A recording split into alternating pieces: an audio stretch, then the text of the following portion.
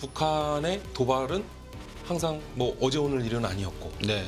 근데 자칫하면 예를 들어서 연평도 일대라든가 또는 동해상이라든가 또는 뭐 우리 군사분 개선 MDL 인근에서의 어떤 그 우발적인 좀 군사적 대치 상황이 지속되고 자칫 무력 충돌이 생겼을 때 네.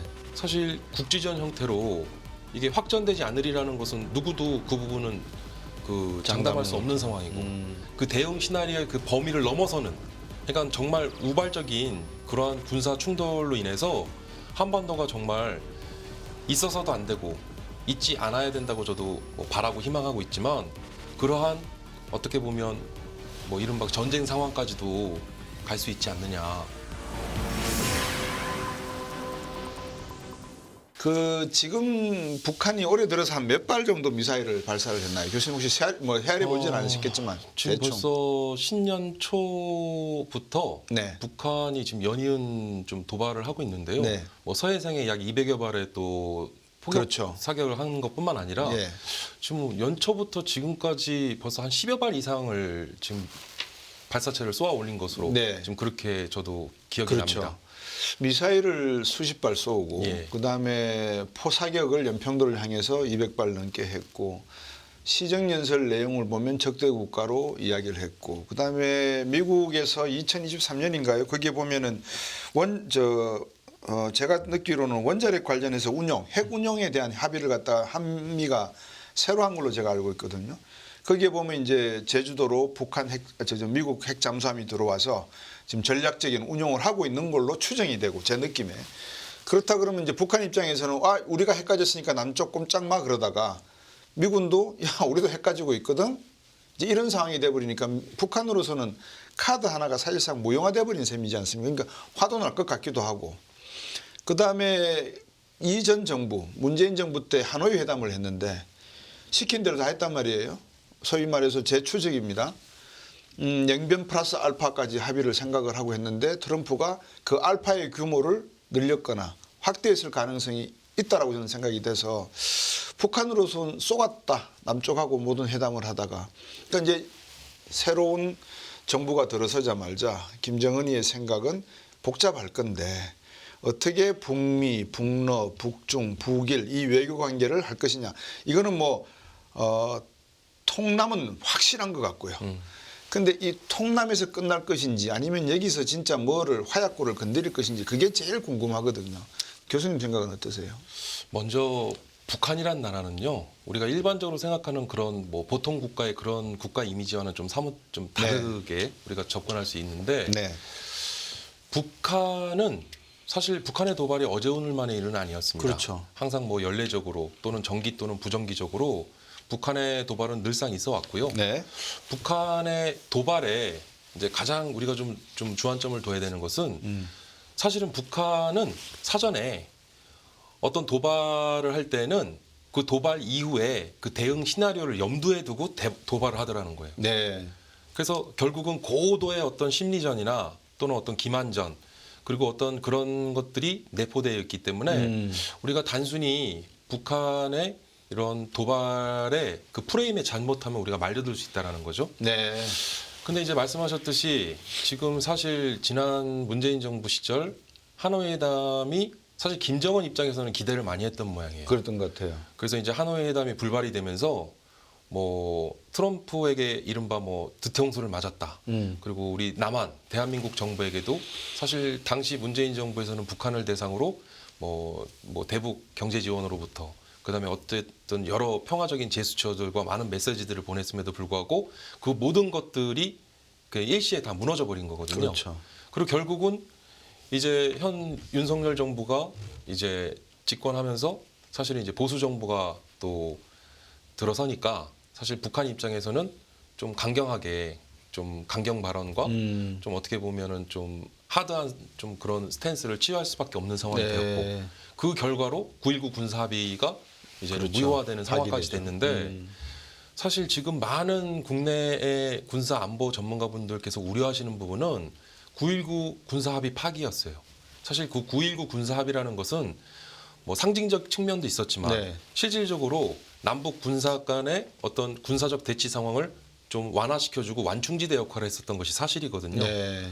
근데 이제는 대화 채널도 단절됐고 그리고 이제 북한의 도발은 항상 뭐 어제 오늘 일은 아니었고 네.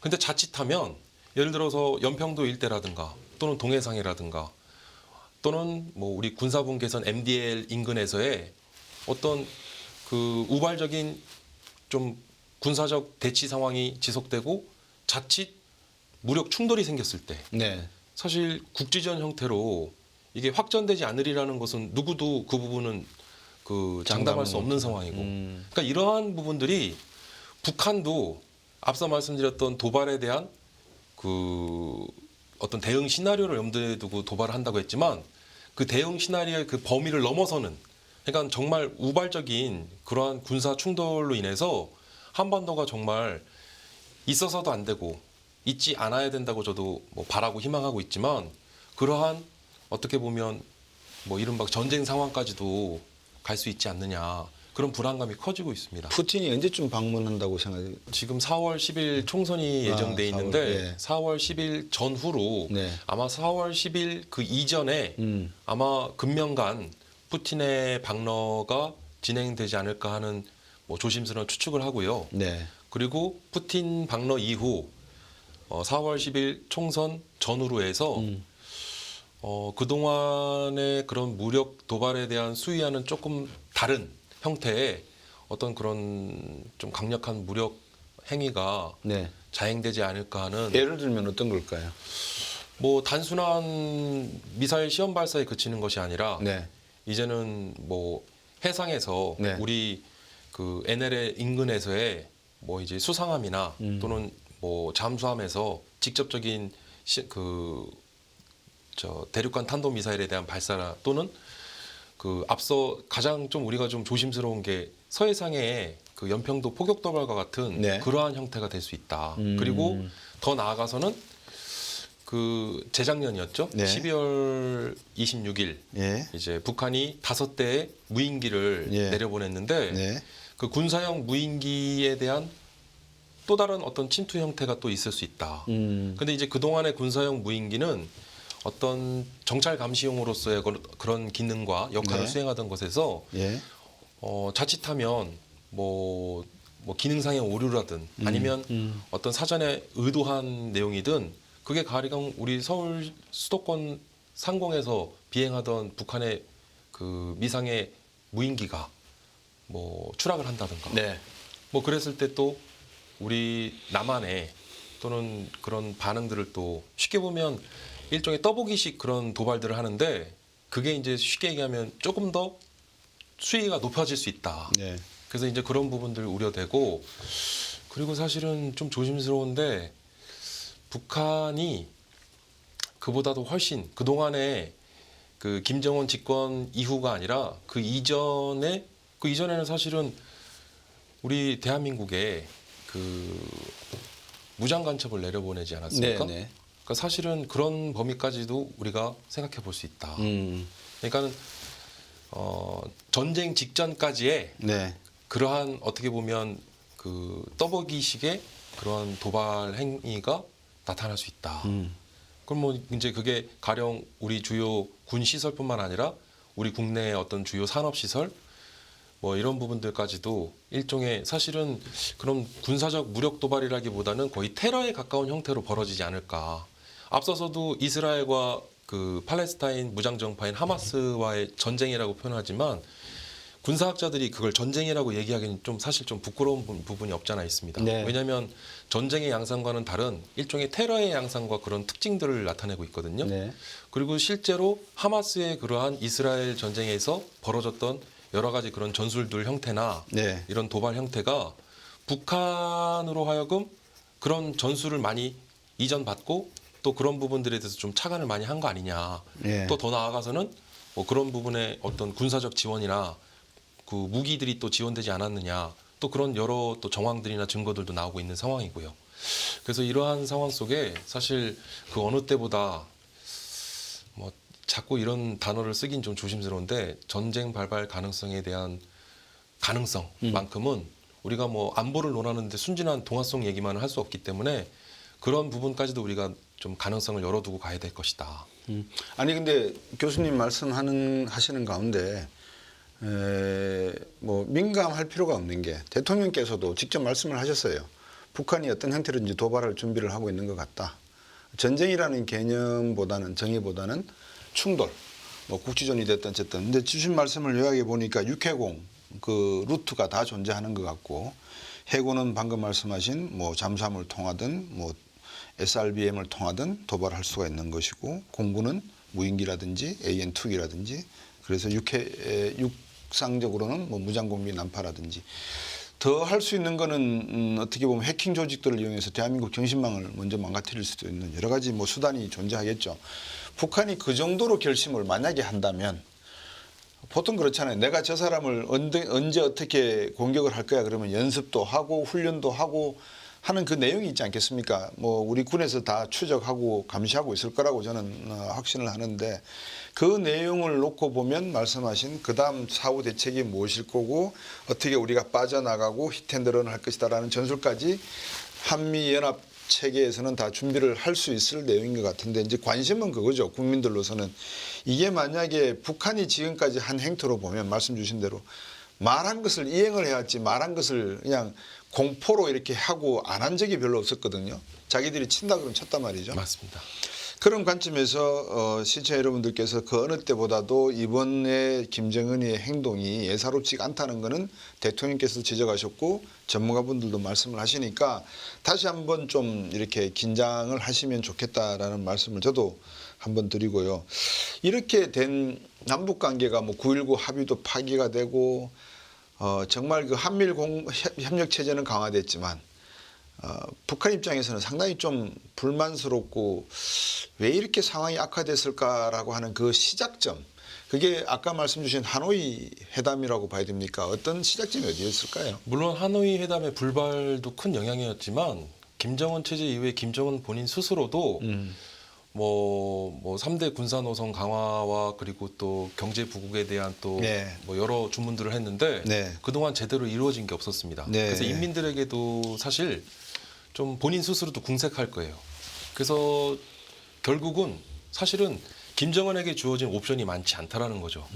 북한은 원래부터 항상 벼랑 끝 전술을 해오지 않았습니까? 그러니까 북한은 또 이제 뭔가를 김정은이 보여줘야 되는데 더 이상 보여줄 게 없으니까 다양한 무력 어떤 그런 수단들, 그런 무력 그 수단의 다양한 플랫폼들을 활용하면서 군사 위성을 발사하고 또 수중에서의 어떤 그 핵 발사 무기 또 시험도 하고 그리고 뭐 더 나아가서 극초음속 미사일 발사 시험도 연이어서 하고 그러니까 다양한 그런 그 위협 수단들을 계속 연이어서 보여주고 있는 것이 사실은 말씀드렸던 북한 내부의 어떤 인민들의 민심 이반, 그리고 더 나아가서는 북한 내부의 강경 군부 세력들을 좀 불만을 잠재우기 위한 여러 가지 그런 내용들도 내포해 있을 것이라고 봅니다. 지금 아까 9.19 합의문 파기도 말씀을 주셨는데, 조평통이라 그러죠. 조국평화통일위원회, 그리고 민족경제협력국, 금강산 국제관광국 3개 기구를 다 폐기해버렸고요. 뭐 개성공단 이야기야 뭐 공장 안에 있는 시설을 이용한다는 이야기도 흘러나오고 있습니다만, 이 북한이 남북한 간의 직통 전화도 끊어버리고 있는 상태, 그다음에 모든 경제 협력도 다 중단된 상태, 그러면서 미국이나 일본에게는 뭔가 메시지를 보내고 있고, 중국보다는 러시아 쪽에 조금 더 친밀도를 높이는 과정 속에서 보이는 행태가, 과연 러시아 보고 만약에 야 우리 전쟁할 건데 나중에 좀 서포트해줘 그러면 러시아가 그래 너희들 전쟁해 내가 충분히 해줄게 이런 이야기를 할 정도의 러시아인가, 또 중국도 같은 입장일까 라는 궁금증이 또 들어요. 러시아하고 중국이 같은 입장일까, 아니면 중간에도 이견이 있을까, 아니면 둘 다 전쟁에 대한 뭐 충돌, 어떤 충돌이라도 반대할 것인가, 이런 점에 대해서 이쪽 군사 전문가분들께서는 어떤 전략적 차원에서의 판단을 하고 계시나요? 오늘날 현대 전쟁은요, 과거에 우리가 뭐 대량 살상이나 대량 파괴를 겪었던 전쟁 양상과는 좀 다릅니다. 그러니까 효과성이나 효율성에 기반을 두고 작전을 시행하다는 거죠.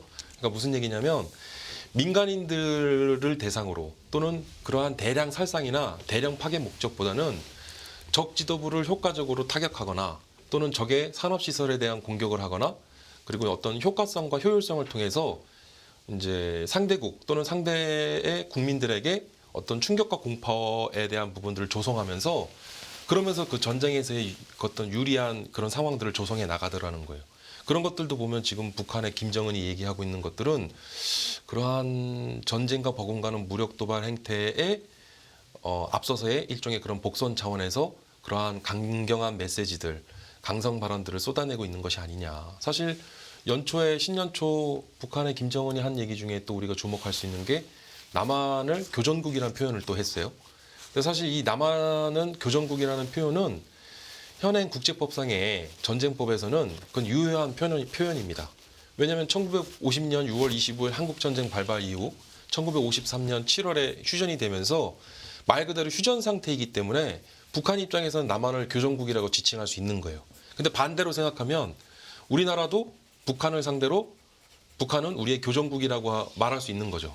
근데 어찌됐든 이러한 좀 거친 표현과 강성 발언의 수위를 높여가는 것들도 앞서 말씀드렸던 그 강력한 어떤 무력 도발에 대한 그런 부분을 염두에 두고 더 나아가서는 전쟁 직전 또는 만약에 어떤 우발 상황에 확전 양상으로 해서 전쟁 상황으로 돌입됐을 때까지 시나리오를 북한 김정은은 갖고 가지 않을까 그런 좀 추측을 해볼 수 있다라는 거죠.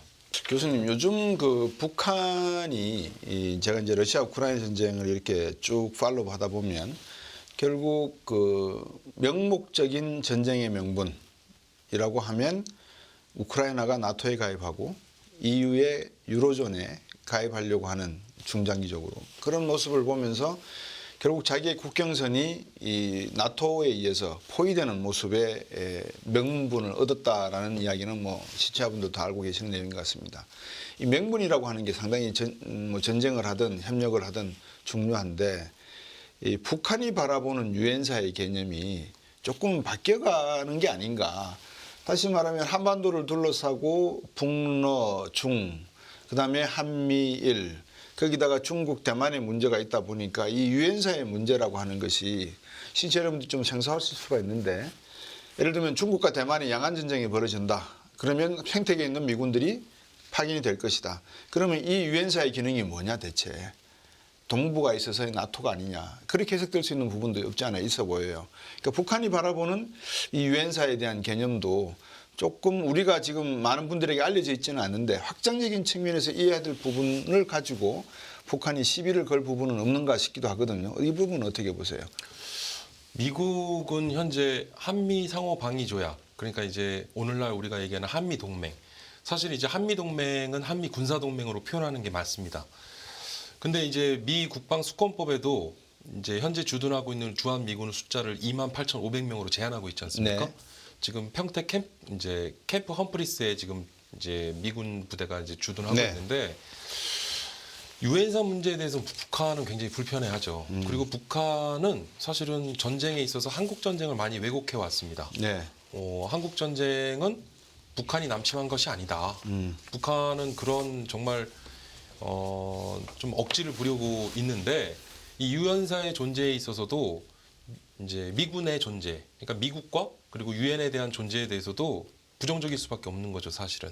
그래서 유엔사에 대한 존재 자체에 대해서도 사실은 전쟁 중재자라든가 또는 지금 현재 교전 당사국으로서의 북한과 대한민국에 있어서의 중재자 역할을 하기보다는 굉장히 좀 불편한 존재로 인식하고 있는 것이 좀 그런 분위기인 것으로 보여지고 북한 입장에서는 사실 전쟁에 대한 명분, 그러니까 사실 앞서 말씀드렸던 1950년 6.25 전쟁에 대해서도 본인들은 어떤 자위권의 일종이었다. 그리고 결국은 어떤 남침에 대한 사실을 좀 부정하고 있는 것들이 어떤 국제사회에서 또는 내부의 어떤 결속 그리고 어떤 전쟁의 명분에 있어서 그런 부분도 본인들에게 유리하게 주장을 펼쳐오고 있는데 사실 그런 뭐 억지 주장에 대해서는 우리가 뭐 일일이 대응할 필요는 없을 것이라고 보여지고요. 이러한 또 새로운 전쟁 양상에 있어서도 사실은 국제사회에서의 어떤 지지나 또는 비난 여론에 직면할 수 있기 때문에 북한도 사실은 전쟁에 있어서는 명분을 어떤 실리적인 명분을 찾기 위한 그런 부분에 대해서도 아마 고민을 많이 하고 있을 것으로 보여집니다. 예. 우리가 전 세계적으로 NPT 그러니까 핵 확산 조약에 가입을 했다가 탈퇴를 해서 핵무기를 만든 나라는 역사상 딱 한 나라가 있습니다. 북한인데요. 지금 NPT를 탈퇴한 다음에 북한이 핵미사일을 자기들 주장입니다만 핵을 전략자산을 가지고 있다라는 이야기를 하고 있고 이제 여러 가지 이를 핵을 운반할 수 있는 체계를 가지고 대륙을 넘나들 것이냐 잠수하면서 쏘아 올릴 것이냐를 가지고 ICBM이라든지 SRBM이라든지 뭐 IRBM이라든지 여러 가지 형태의 무기 체계를 만들고 있는데 최근에 이 고체 연료 개발 소식도 들리고요. 고체 연료가 상당히 중요한 내용이기도 한데 어떻습니까? 지금 불화살, 화살 유형에서부터 미사일의 이 진화 속도가 상당히 빠르게 지금 진행되고 있는 것 같고 북한이 보여주고 있는 이런 무기 체계가 우리 국방 무기 체계에서 충분히 응대 가능한 것인지 그것도 많이들 궁금해하실 것 같아요. 예. 현재 전 세계적으로 핵무기를 보유한 나라는 9개의 나라가 있습니다. 이 중에 네. 5개 나라는 유엔 안보리 상임 이사국이고요. 네, 그래서 이제 이 안보리 상임 이사국을 제외한 나머지 4개 국가에 북한도 지금 포함을 하고 있는 상황인데 네, 이 중에 이스라엘은 그 공식적으로는 핵무기 보유를 선언하지도 않았고 하지만 네. 이제 핵무기를 보유하고 있는 것이 기정사실화됐기 때문에 지금 현존하는 전 세계의 핵무기 보유국은 9개 나라라고 얘기를 합니다. 네. 뭐 지난해 러시아 푸틴 대통령이 벨라루스에 뭐 핵 발사 기지를 또 건설하면서 벨라루스도 핵무기 보유국이 된 것이 아니냐고 하는데 사실은 과거에 핵무기를 보유했다 포기한 나라들이 있어요.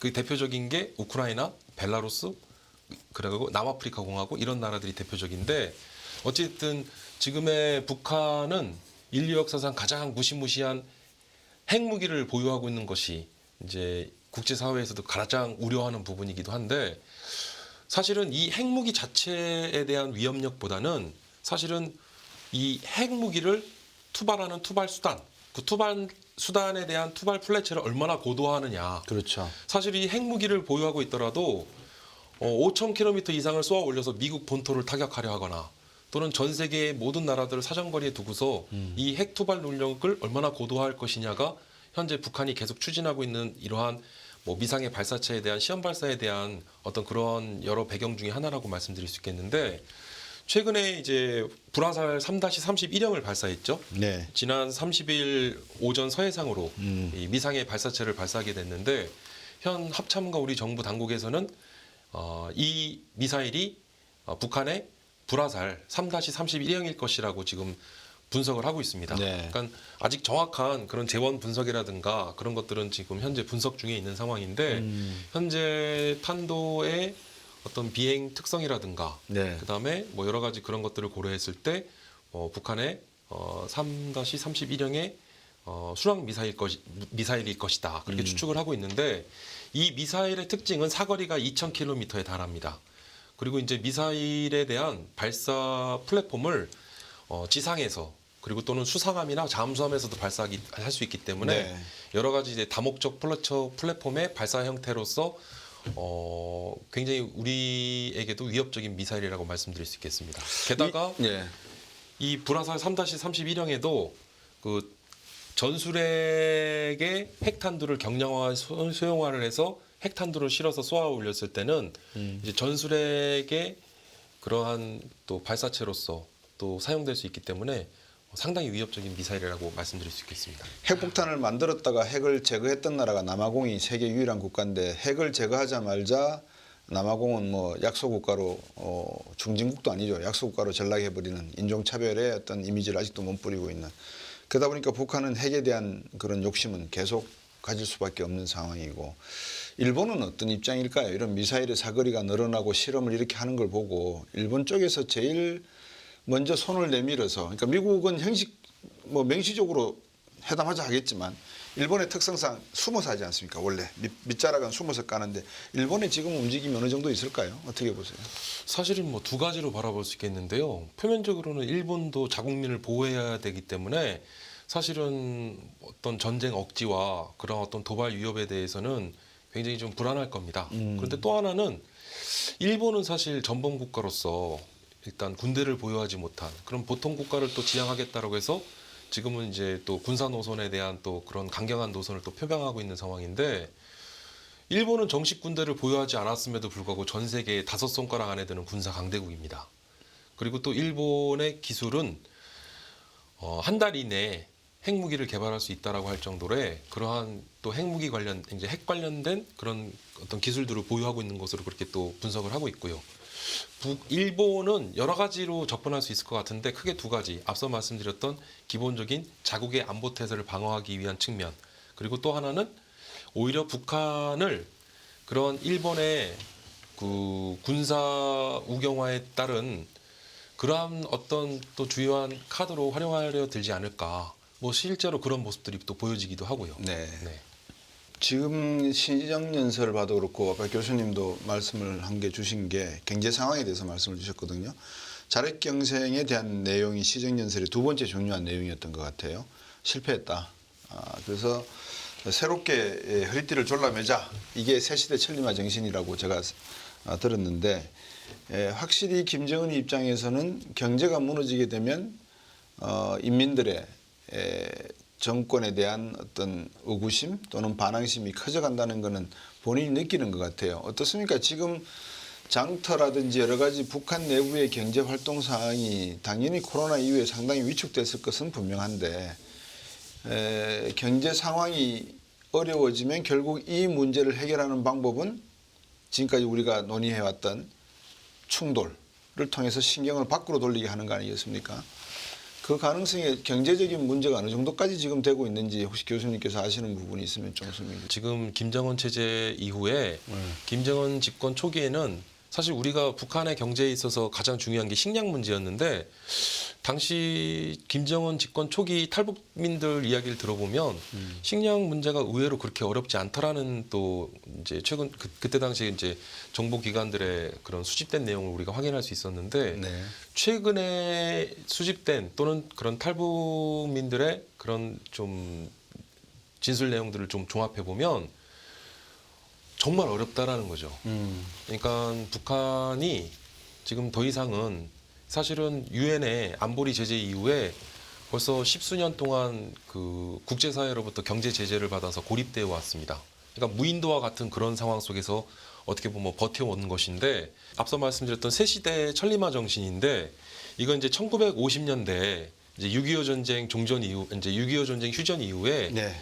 김일성 생전에 그때 당시에 북한 전역이 폐허가 되면서 이거를 이제 국가 복구와 네. 그다음에 경제를 재건하기 위해서 추진했었던 우리는 이제 고 박정희 대통령 시절에 새마을 운동을 전개했던 것처럼 그때 당시에도 이런 운동을 천리마 운동을 전개를 했는데 네.